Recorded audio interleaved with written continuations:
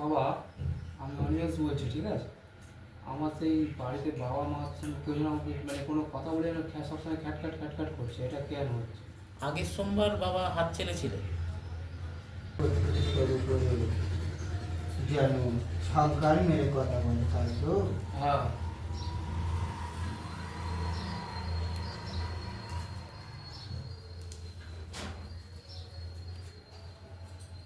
বাড়ি বোন অমতে বিয়ে করেছে, তাই তো? হ্যাঁ।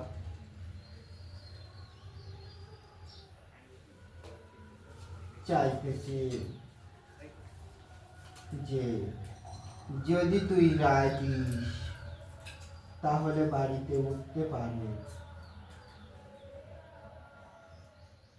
আর তোদের অমত করে যে কাজটা করেছে চলেও গেছে, নিজের থেকে কাজটা করিনি, তারে করানো হয়ে গেছে, তার ফলে সে বাড়ির থেকে বার হয়ে এখনো কাজ করেছে।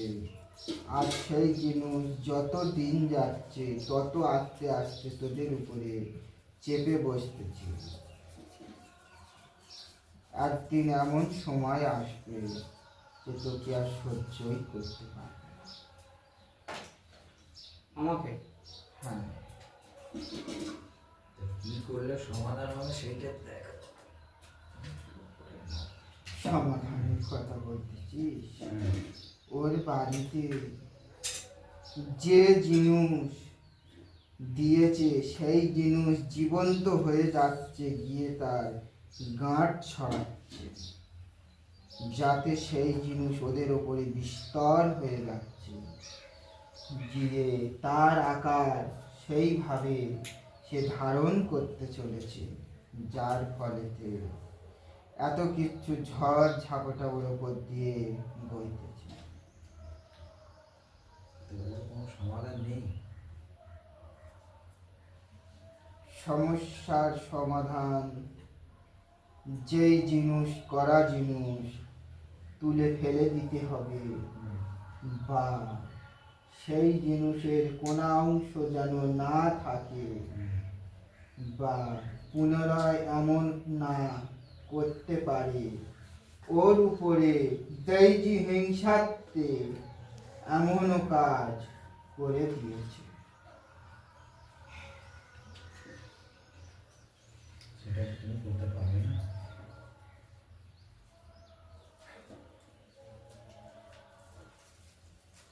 সেই জিনিসকে তুলে পরিষ্কার করিয়ে বাস্তবকে সুস্থ বর্ণন করে দিতে পারলে তারপরে রেহাই হবে। এইবারে তাকে কি করবে না করবে সেটা তার উপরে নির্ভর করবে। আমি তো আমার কাজ করিয়ে দিতে পারবো, পরিষ্কার করে সব ঠিক করে দিতে পারবো। এটাই করে দাও বাবা। কি করতে হবে সেটা বলে দাও। কি করা না করা পরের চাল, বাস্তবের জিনিস এখন এসেছে যে কালে স্বয়ং সামনে দেখে যাক কি বিস্তর ধারণ করেছে। করুক না করুক পরের ব্যাপার, বুঝবে তারপর। এখন বুঝলে জিনিস আমি গোয়াদার মতন কেস। সেম একটা সাইড যাবে ফের। জিনিস আমি তুলে এনে দিতে যাব, বাস্তব থেকে নিজের চোখে দেখে যা, কি করবি না করবি তোর ব্যাপার। আয় নন্দী আয়, যাই আমি ভক্তের বাড়ি, ভক্তের চক্ষু বিশ্বাস করাতে যাই। এখনো কোনো জিনিস থাকে না যে আমি তুলে এনে দিতে পারি। আর আজ পর্যন্ত যত এই বিশ্বে যেই যেই জায়গায় জায়গায় আসন হচ্ছে, আসনার কটা হচ্ছে, বেশিরভাগ এখন কাকচৈত্রী গণনা দিয়ে বুঝিয়ে ভুলভাল টাকা নেওয়ার ধান্দা আরম্ভ করেছে।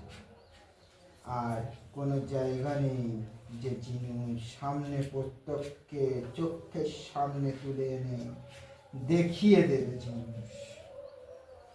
আর শিবশক্তির আসন বলে অর্ধনারীশ্বর আমরা, তাই আমার এই শক্তি ভক্তর অন্তরে কৃপা দৃষ্টি যায়, তাই এই শক্তির মাধ্যমে তুলে নিয়ে আসতে হয়।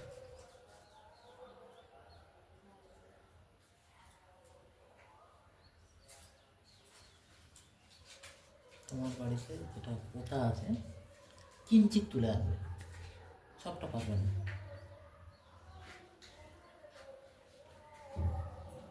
কি হবে? ঠিক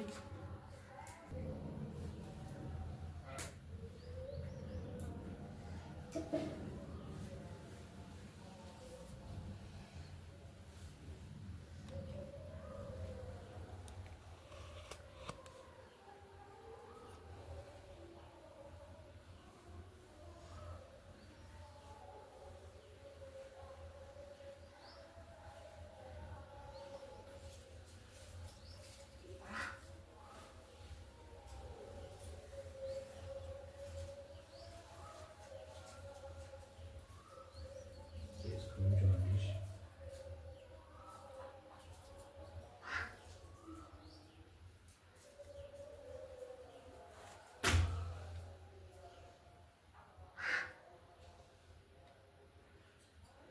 এই দেখো সিস্টেমটা দেখো, এই দেখো ঘাট এসে গেছে বাঁশের।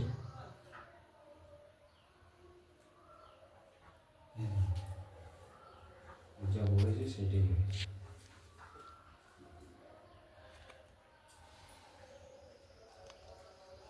কষ্ট কষ্ট প্রচন্ড কষ্ট। একসাথে কিছু করলে একটু দেরি যায়। হতাশ হয়ে যায়।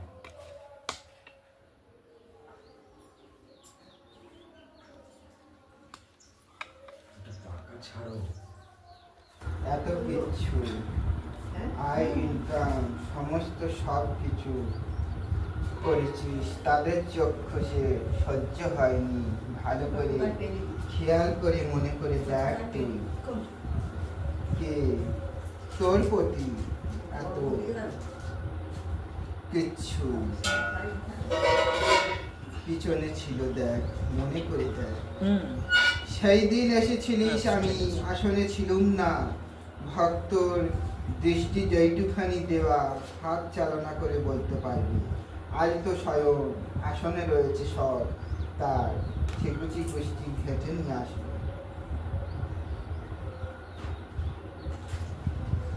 তাই এনার মুক্তিটা কিভাবে হবে সেটা একটু বাবা তুমি বলে দাও। মুক্তির পথ বাস্তবকে বন্দনা করে দিতে হবে। দিলে সেই জিনিস, যেই জিনিস আমি তুলে নিয়ে এসেছি তার গাঁট বিস্তার হয়ে চতুর্দিকে ছড়িয়ে রয়েছে, তার থেকে মূল অংশ মেন জিনিস আমি টেনে তুলে নিয়েছি, তার শাখা পোশাখা ছড়িয়ে রয়েছে। সেইগুলো থেকে আবার জাল একত্রিত হবে। সেই জন্যে যদি আমার হেমঘাট গিয়ে বসিয়ে দেওয়া হয়, দেওয়ার ফলে তখন সেই জিনিস নষ্ট করে দেওয়ার পরেতে দিলে ধীরে ধীরে সব আবার আগের মতো হয়ে যাবে। বোনকেও মেনে নিয়ে আসতে যা, ভুল তাদের নিয়ে ভুল তার পথে নিয়ে যাওয়া হয়েছে। বাবা মার সঙ্গে আগের মতন ঠিকঠাক হয়ে যাবে, তাই তো? হ্যাঁ, ওনার কাটান করতে কি কি খরচা কি আছে সেটা একটু বলে দাও। কাটান করতে কি কি খরচা যদি বলিস, খরচার কথা তোরা কথা বলে নে। আমার জিনিস যা যা লাগবে সেই সমস্ত জিনিস আমি বলে দিচ্ছি। একটি প্রথমে লাগবে চাল কুমড়ো। চাল কুমড়োর বলি করানো হবে কাটিয়ে। সেই চাল কুমড়ো দুখালি করা, তবে সেই শিকড় বিচ্ছন্ন করা হবে। দিয়ে তারপরে 108টা কাঁঠাল পাতা মন্ত্রপুত করিয়ে তাকে একে একে কাটে দিতে হবে। তারপরেতে 9টা পান, 9টা জবা ফুলের কুড়ি মাপের একটা কলমি শাক দিয়ে শরীরকে কাটান করে বাস্তু শুদ্ধ গুছানো করবে। আর 5টি পিতলের ঘটি 5টি ত্রিশূল দিয়ে বাস্তবে ঘর স্থাপনা করে দিতে হবে। আর লাগবে শ্বেত সরিষা, গোলাপ জলের শিশি, আর লাগবে তার সাথে শালু কাপড়, আর একটি নীল ফুলের মালা মতে জবা ফুলের, তার সাথে 2টো কলা, একটি মাটির ফুলি, 100 গ্রাম দই।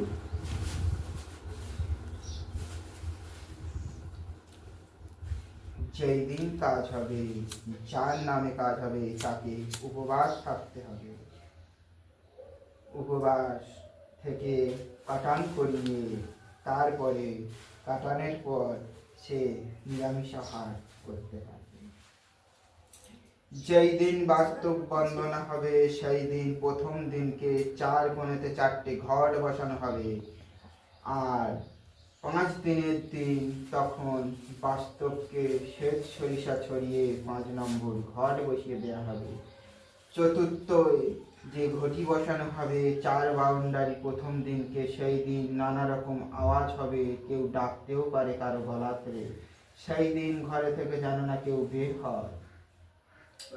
একটু শুনি, একদিনে 4টে বসানো যাবে না? একদিনে 4টে ঘট বসবে, ঘরের 4 কোণে 4টে ঘট বসে যাবে বাস্তবে বা ঘরে। বললে চতুর্থ দিন, পঞ্চম দিন বললে সেই জন্য প্রথমে 4টে ঘট বসানো, বা দ্বিতীয় দিনে মেন ঘরটা বসানো হচ্ছে। দ্বিতীয় দিন বসবে 5 নম্বর আমার হেম ঘর।